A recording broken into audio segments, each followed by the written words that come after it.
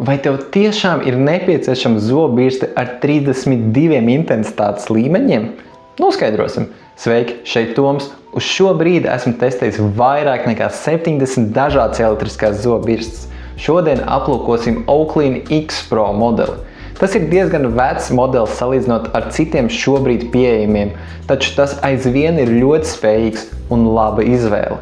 Tas šobrīd vēl ir pieejams 3 krāsās – zilā, rozā un tumša violetā. Un te uzreiz viens interesants fakts. Rozā un violetai birstei ir pats skaistākais iepakojums, ko esmu redzējis elektriskajām zobirstēm.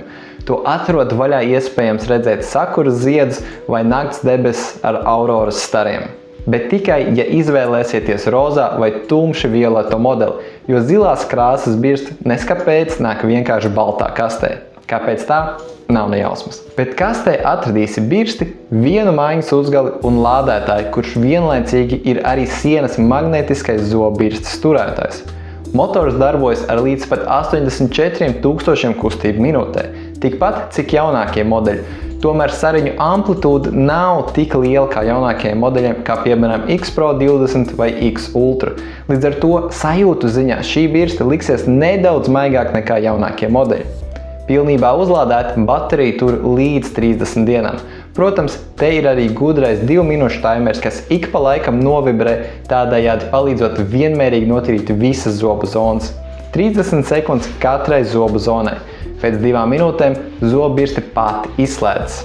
Šai zobirstei ir skaniņa jutīgs ekrāns. Tu vari izvēlēties starp standarta, baltināšanas un masāžas režīmiem. Un ja ar to nepietiek, var regulēt intensitāti 32 līmeņos, kā arī izveidot savu tīrīšanas plānu caur telefona aplikāciju.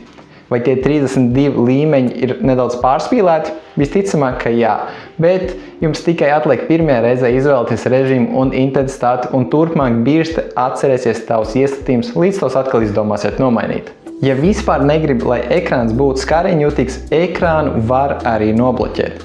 Nospied un turi pogu aptuveni 7 sekundes un redzēsi ikonu, kas apstiprina, ka ekrāns ir nobloķēts. Tad lietošana kļūst pavisam vienkārši.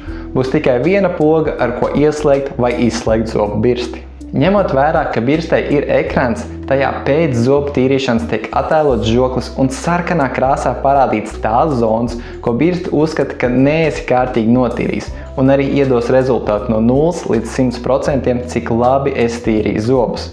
Vai šis neiztīrīto zonu sensors ir precīzs? Es neteiktu, ka tas strādā ļoti labi. 10 baļas sistēmā dod tam kāds 6 vai 7 baļas. Principā strādā ok, bet dažkārt parāda, ka vispār neesi tīrījis, piemēram, visu labo pusi. Šī bija pirmā birste, kurai kas tāds vispār parādījās. Jaunākiem Oakley modeļiem, protams, šis sensors ir jau daudz labāks un precīzāks, un nav tā, ka šis sensors būtu arī pati svarīgākā lieta šajā zobirstē. Bet savukārt šī feature man ļoti patīk šim modelim. Tas ir sienas magnētiskais turētājs un lādētājs. Tas sastāv no 2 daļām. Viena daļa līmējas pie sienas un otra ar magnētu pieķeras klāt. Ikdienā birste šādi stāv pie sienas. Šajā pozīcijā tā nelādē birsti. Kad birsti vajag uzlādēt, kas notiek aptuveni reizi 2–3 nedēļās, šo lādētāju augšējo daļu noņemam no sienas, iespraužam uzlādes vadu, noliekam uz galda un ieliekam iekšā birsti. Pēc aptuveni 3 stundām birste ir atkal pilnībā uzlādēta.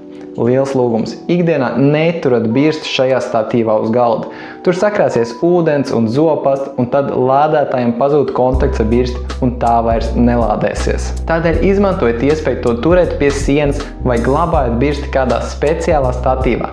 Starp citu, pie mums var nopirkt dažādus statīvus tieši elektriskajām zobu birstēm. Kā jau visas birstes, arī šo laidām cauri mūsu spīdzināšanas testam.